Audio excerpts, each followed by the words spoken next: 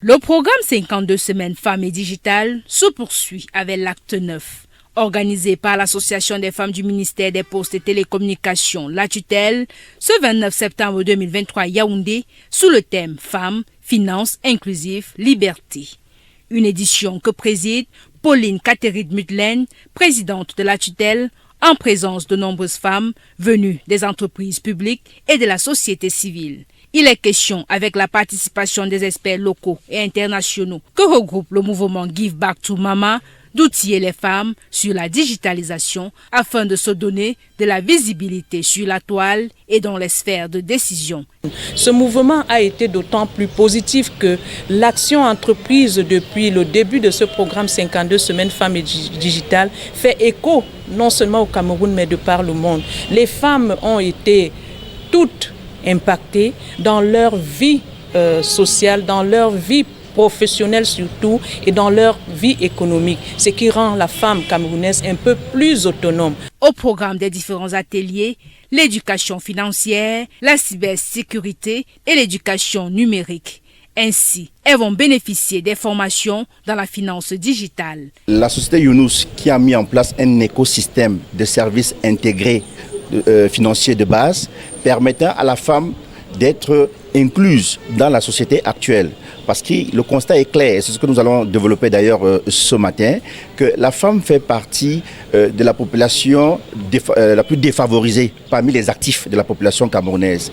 Elle n'a pas accès aujourd'hui aux services financiers de base, notamment la protection sociale comme l'assurance, ni l'accès au crédit qui constitue un peu le pouvoir financier. Donc les technologies financières telles que les fintech, comme Younous se présente aujourd'hui, apporte cette innovation en matière de finances pour permettre à la femme d'acquérir ces outils qui lui manquent pour pouvoir retrouver la dignité au sein de la société camerounaise. Au regard de l'importance du digital dans la croissance économique du pays, les femmes doivent ainsi s'approprier cette transformation digitale. C'est-à-dire que s'impliquer dans un processus global de transformation digitale, que ce soit dans leurs entreprises, que ce soit dans leur business, que ce soit pour leurs enfants, leurs jeunes filles. Conscient des changements pour les années à venir, la tutelle ambitionne parcourir l'ensemble du territoire afin de toucher toutes les femmes ainsi que celles des zones rurales. L'inclusion digitale aujourd'hui, la femme rurale a fortement besoin de cela pour s'autonomiser et être indépendante et aussi diminuer les pertes post-récolte dont elle est victime. Selon la présidente de la tutelle, c'est près de 1000 femmes sensibilisées à travers le mouvement Give Back to Mama.